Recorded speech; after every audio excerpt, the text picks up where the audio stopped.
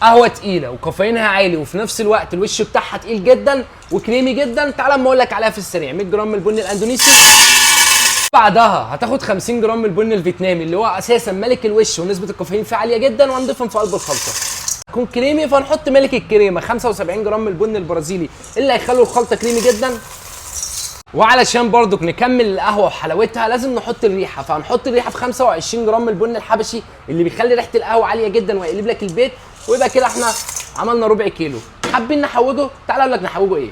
ضيف ليها 10 جرام من الحبهان، ضيف كمان شويه قرنفل خفاف كده بيخلوا ريحتها حلوه. 2 ورد خفاف جدا كده بيخلوا برضك ريحه القهوه حلو. وكسر عليهم واحده من جوزة الطيب، انزل بيها في قلب الخلطه.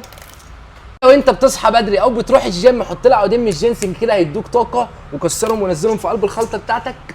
وتعالى نقلب الربع كيلو ده